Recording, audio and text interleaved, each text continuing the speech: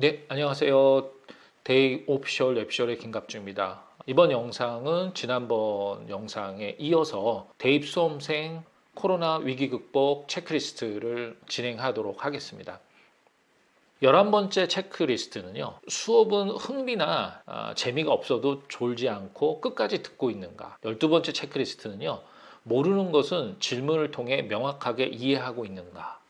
이 두 가지를 한꺼번에 말씀을 드리면요. 변화와 발전은 혼자 할 수 있는 게 아니죠. 의사소통이 필요합니다. 그리고 벤치마킹이 필요한 부분이 있습니다. 그런데 수업에 대한 완벽한 이해를 하려다 보면 스트레스를 받고요.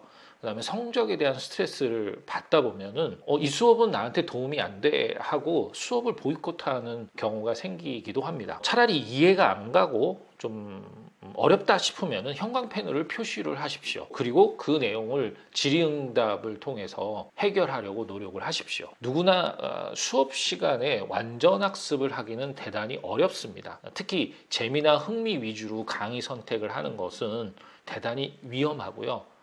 하다가 시간이 흘러갑니다. 13번째 체크리스트. 강사의 유명세에 따라서 인강을 듣는 것이 아니라 자신에게 적합한 수업을 알고 있는가.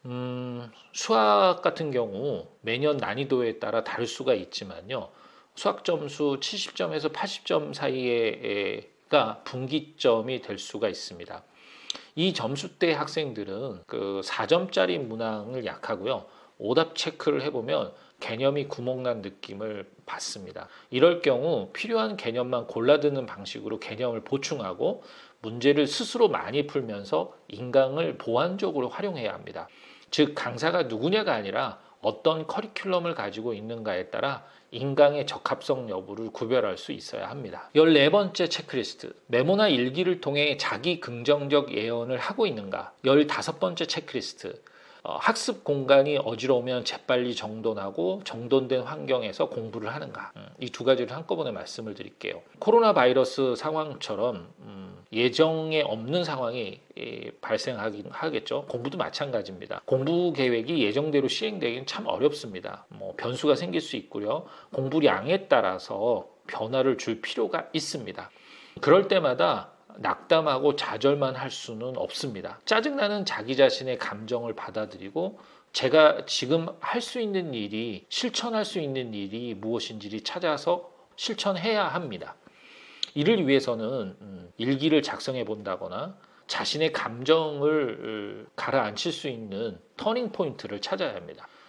예를 들자면 자리에서 일어나기, 혹은 세수하기, 스트레칭하기, 자기 자리 정돈하기, 선생님에게 질문하기, 이런 등등 공부를 하다가 감정적으로 흔들린다거나 혹은 짜증이 난다거나 이런 과정에 이런 대안들을 미리 머릿속에 떠올리십시오. 16번째 체크리스트. 모든 수업을 완강하고 계획한 진도가 밀리지 않고 있는가. 사실 완벽한 공부는 없습니다. 그러나 계획한 수업과 예습, 복습 진도를 밀리지 않고 잘 쫓아갈 수 있는가를 체킹을 해보셔야 됩니다. 만약 그렇지 않다면 우선순위에 따라 계획을 정돈해서 다시 시작하십시오. 17번째 체크리스트. 기상과 수면을 잘 관리하고 있는가. 수험 생활을 지속적으로 유지하기 위해서는 규칙적인 생활 관리가 필요합니다. 기상 시간의 규칙성, 적절한 수면 시간의 유지 등이 필요하다고 말씀드릴 수 있습니다. 18번째 체크리스트. 목표 대학과 전공에 대한 탐색을 해서 준비 방법을 세워두고 있는가. 19번째 체크리스트. 여름방학이 축소되어 탐구 자소서 논술 대비 시간이 줄어들었음을 알고 있는가. 수시 전형에 포커스가 맞춰져 있는 학생들은 이 두 항목을 유념하셔야 합니다. 학생부 종합 전형으로 입시를 준비하는 학생들은 전공과 관련된 교과 활동, 학습 활동 등이 고스란히 자소서에 담기기 때문입니다. 여름방학이 축소되면 준비 기간이 짧아서 지금부터라도 틈틈이 준비해 주셔야 합니다. 20번째 체크리스트. 달라진 학사 일정에 맞춰 플래너를 수정했고 과목별 밸런스에 대한 보완을 하고 있는가.